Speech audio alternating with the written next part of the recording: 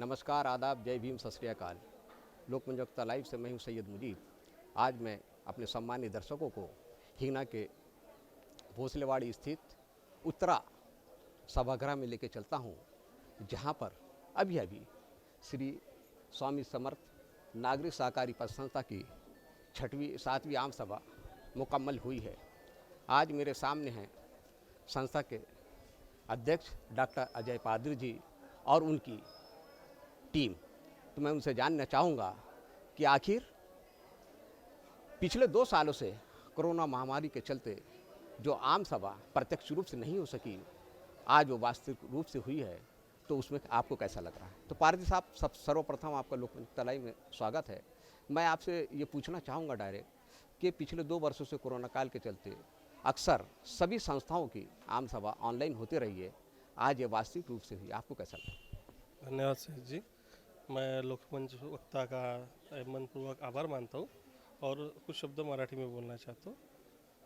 गेल्या 2 वर्षापासून आपण कोरोना महामारीत एक आभासी वृत्तीनं आपली आमसभा घेत होतो, परंतु आता अत्यंत आनंदाने मला तुम्हाला सांगावंसं वाटतं आहे की आता आपण प्रत्येक सभासदासोबत एक डायरेक्ट आपण बोलून एक वर्षभरात काय करतो, वर्षभरात त्यांच्या ठेवी, त्यांचं सभासद, त्यांचं हितचिंतन आपल्या संस्थेच्या माध्यमातून कसं होतं हे त्यांच्याशी अमोरासमोर हितकूच करण्याची एक प्रभावी आसन म्हणजे ही असते सर्वसाधारण सभा.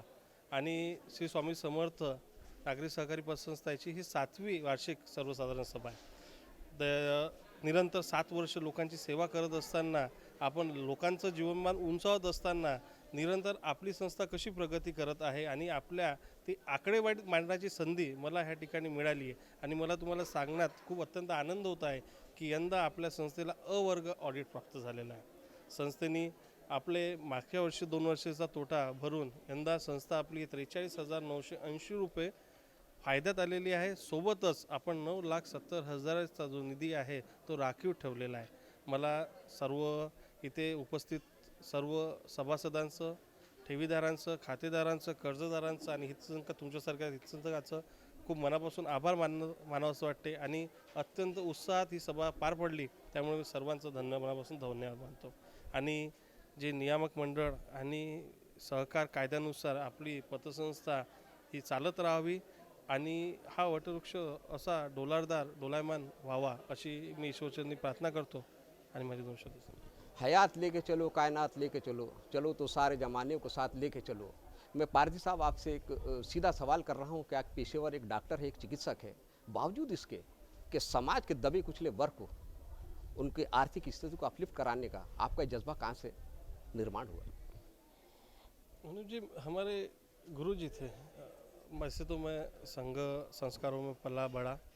आज जिनका जन्मदिन है, आज जो विशेष श्री लक्ष्मणराव जी इनामदार साहब, जो सहकार भारतीय संस्थापक अध्यक्ष हैं, वकील साहब, उनका एक कहना ही ऐसा था कि हमें समाज से हमको कुछ तो भी देना है.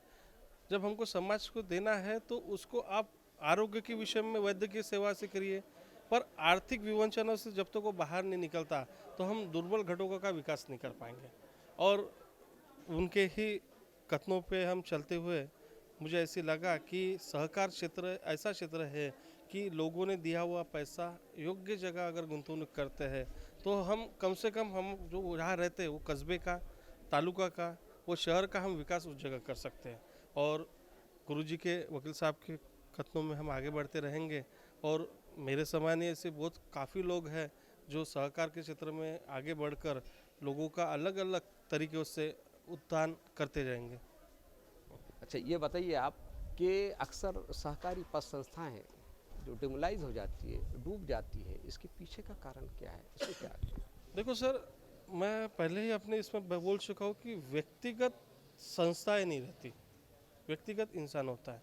अगर हम खुद का विकास देखना चाहते हो तो सहकार में आना ही नहीं चाहिए. हम लोगों का पैसा लोगों के विकास के लिए लगाना चाहिए. हम खुद के विकास के लिए लगेंगे तो वो नहीं होगा. हमें सामाजिक संस्थाओं पे, सामाजिक विकासों के तरफ या उनके फ़ायदे के तरफ एक नफ़ा, जो हम समाज का फ़ायदा ढूंढेंगे तो हम नक्की हम उस पर जाएंगे. जो जो संस्थाएं डूबी है, नक्की उनके इसमें उनका पर्सनल इंटेंशन था कि वो पैसे मैं लोगों से लूँगा और लोगों के पैसे कहीं एक जगह लगाऊंगा और डूब जाऊँगा. अगर हम सरकार ने ठहरावी नीतियों पे चलते हैं तो मैं ये 100% बोलता हूँ कि सरकार ने ठहरा हुए नीतियों पे चले तो कोई भी सहकारी संस्था डूब नहीं सकती। माननीय नरेंद्र जी मोदी ने इस विषयों पर गंभीर अध्ययन करके अमित शाह जी के नेतृत्व में जो पहले सहकार मंत्री है भारत देश में, उन्होंने सहकार मंत्रालय उस जगह किया है और सहकार मंत्रालय भी सभी सहकारी संस्थाओं पे ध्यान देके, आयकर विभाग ध्यान देके, अभी संस्थाएं उस प्रकार नहीं रही है। अभी किसी के भी पैसे को गबन करना ये कानून में इतना बड़ा जुर्म है और मुझे लगता है कि अभी मीडिया, अभी ऑनलाइन ऐसे क्राइम्स डिटेक्ट होने के लिए बहुत प्रभावी माध्यम है। ऐसी संस्थाओं के बारे में आप भी लोगों के सामने खुले करके रखिए, जिन कारण हम जैसी एक सच्ची संस्थाओं पे लोगों का देखने का नज़रिया चेंज हो। जहाँ रहेगा वहीं रोशनी लुटाएंगा, किसी चिराग का अपना मकाम नहीं होता। ये थे डॉक्टर अजय पारदी जी, जो कि सहकार पे मेरे साथ बोल रहे थे। एक सवाल फिर मैं आपसे कर रहा हूँ कि अभी सहकार विभाग ने एक प्रशिक्षण देना चालू करा है अंशधारकों पे, आपके भागधारकों पे, कि उनको ये बताया जा रहा है कि उनके फंडामेंटल राइट्स क्या है, उनके अधिकार क्या है। तो इससे क्या है, जो थकबाकी जो रहते थे संस्थाओं के कर्जदार, उसमें कुछ सहायता मिलेगी? बिल्कुल सर, हमें जो है ठेवी लेना, जो एफडीज लेना है, फिक्स डिपॉजिट लेना, उससे कई गुना महत्वपूर्ण रहता है कर्जे देना। और कर्जे देते वक्त हम किसको कर्जा दे रहे हैं, हम किसको कर्जा देते वक्त उसके नियामक मंडल ने जो जो बताया उस यानी तत्वों का मार्गदर्शक तत्वों का पालन कर रहे या नहीं कर रहे। फिर कर्जा देने के बाद वो कर्जा ले रहे कि नहीं ले रहे। अगर कर्जा डूबित है तो हम कलम 107 के अनुसार कुछ उसमें कार्रवाई कर रहे कि नहीं कर रहे, नोटिस। ये सभी प्रशिक्षण कर्मचारियों को देना भी अत्यंत आवश्यक है। हमने आज के सर्वसाधारण समय में जो हमारे प्रशिक्षण करता है श्री चन्नी जी, उनका यहाँ पे बहुत अच्छा मार्गदर्शन हुआ। अगर कर्मचारियों के साथ, संचालकों के साथ संबंधित भागधारक भी अपना इंटेंशन या उनको पता रहने चाहिए, अपने फंडामेंटल राइट्स के बारे में पता रहा, तो मुझे ऐसे लगता है कि रिकवरी आने के लिए तकलीफ नहीं होना चाहिए। जैसे कोई भी वार्षिक सर्वसाधारण के बाद हम वहाँ पे एनपीए अपना घोषित करते हैं। एनपीए अगर बैंक का निरंतर कम हो रहा है तो बैंक प्रगति कर रही है, अगर एनपीए बढ़ रहा है तो समझ जाना चाहिए कि आपके भाग ये धोखा में है। चलो, ये तो दुनिया में वही शख्स है ताज़ीम के काबिल जिसने हालात के रुख को मोड़ दिया है। तो ये थे डॉक्टर अजय पारदी जी, जो एक चिकित्सक होते हुए, जो चिकित्सा क्षेत्र में सक्रिय रहते हुए भी समाज के दबे कुचले और आर्थिक रूप से त्रस्त लोगों को अपलिफ्ट करने, उनके आर्थिक विकास करने का एक संकल्प साधा है, एक बीड़ा उठाया है। तो मैं अब अपने कैमरामैन के साथ विदा लेना चाहूँगा। जय भारत, जय संविधान, जय लोकतंत्र, जय सहकार।